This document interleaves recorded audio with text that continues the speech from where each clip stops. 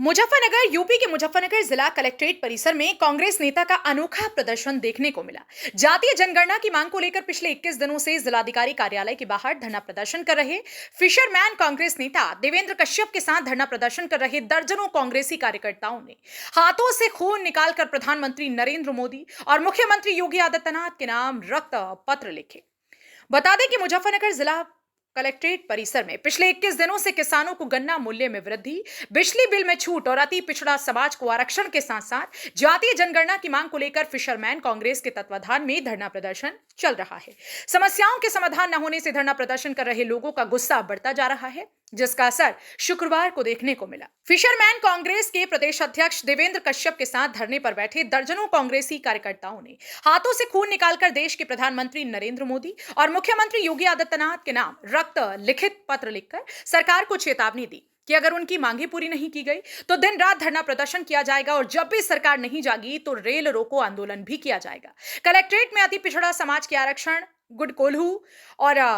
संचालकों की समस्याओं को लेकर अति पिछड़ा आरक्षण अधिकार अनिश्चितकालीन सत्याग्रह 21वें दिन भी जारी रहा। धरना प्रदर्शन कर रहे देवेंद्र कश्यप ने बताया कि आजादी के 76 वर्ष पश्चात भी पिछड़े वर्ग की अधिकतर जातियों की सामाजिक, राजनीतिक, शैक्षिक और आर्थिक स्थिति अत्यंत कमजोर है, जिसका सबसे बड़ा कारण 1931 के बाद पिछड़े वर्ग की जातिगत जनगणना के आंकड़े न होना है। उन्होंने कहा कि वर्ष 2011 में केंद्र की यूपीए सरकार ने जनगणना में जातिगत और आर्थिक आंकड़े जुटाए, लेकिन 2014 में केंद्र में बीजेपी की सरकार आ गई, जिसके बाद केंद्र की भाजपा सरकार ने जनगणना में पिछड़े वर्ग के जातिगत और आर्थिक आंकड़े पेश नहीं किए। वहीं वर्ष 2021 में शुरू होने वाली जनगणना को भी शुरू नहीं कराया गया। जनपद मुजफ्फरनगर से सचनामा इंडिया प्लस न्यूज के लिए संवाददाता तनवीर मलिक की रिपोर्ट। ये आज 21वां दिन था और अति पिछड़ी जातियाँ जो इस देश में रहती हैं, पाल है, कश्यप है, सैनी है, कुमार है, जोगी है, नाई है, तिल्ली है, अंसारी है, सैपी है, इन जातियों की आर्थिक और राजनीतिक स्थिति बहुत खराब है। देश के 76 साल बाद भी ना इनके डीएम है, ना कलेक्टर है, ना दरोगा है, ना मास्टर है, ना सिपाही है, ना वकील है। तो हम लोग आज परेशान होकर, दुखी होकर, क्योंकि सरकार किसी की सुन नहीं, तानाशाह हो गई है, तो आज ये अति पिछड़ा समाज परेशान होकर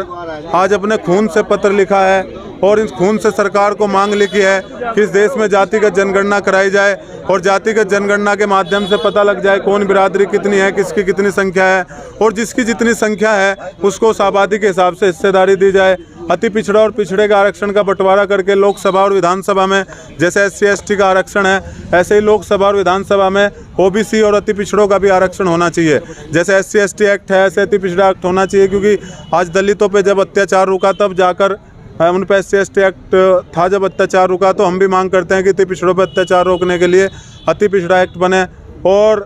दलितों की शिक्षा की तरह जैसे शिक्षा का बजट है, ऐसे अति पिछड़ों का शिक्षा का बजट बने और कोल्लू के जो काम करने वाले लोग हैं उनके लिए शिक्षा,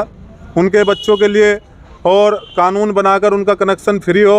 और उनकी सुरक्षा के लिए बीमा कराया जाए और तो ताल घाट बालू और मछली पालन है वो फिर से समाज को दिया जाए। ये आज 21 दिन हो गए और ऐसे ही चलेगा। आज से दिन रात का हो गए हैं, हमारा तंबू लग जाएगा और हम लोग यहीं पर बैठेंगे, यहीं खाना बनेगा, यहीं हुक्का चलेगा, सब चलेगी। और इस सत्र में जो सरकार का सत्र चल रहा है, अगर इस सत्र में भी हमारी मांग नहीं मानती है, अति पिछड़ों रोहिणी आयोग की रिपोर्ट को सरकार लागू नहीं करती, रोहिणी आयोग बना हुआ है, तो हम लोग रेलवे ट्रैक पर जाकर जैसे किसान आंदोलन करते हैं वैसे वहीं पर तंबू लगाएंगे और रेलवे ट्रैक पर बैठकर अपना धरना प्रदर्शन वहीं पर करेंगे। उत्तर प्रदेश में ये लोग आज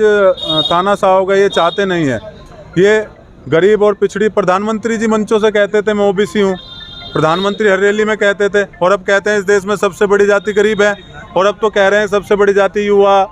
गरीब, महिला और किसान है। अरे यार जाकर देखो अति पिछड़ों की, कश्यप के घर की स्थिति देखो, पाल के घर की स्थिति देखो, सैनी के घर की स्थिति देखो, नाई, जोगी, तेली, इन जातियों की स्थिति देखो। आप अगर न्याय चाहते हो तो जातिगत जनगणना कराओ और जातिगत जनगणना कराने के बाद जिसकी जितनी आबादी है उसको इतनी हिस्सेदारी तय करो। 76 साल बाद बहुत सारी जातियाँ हैं जिनको हिस्सा नहीं मिला।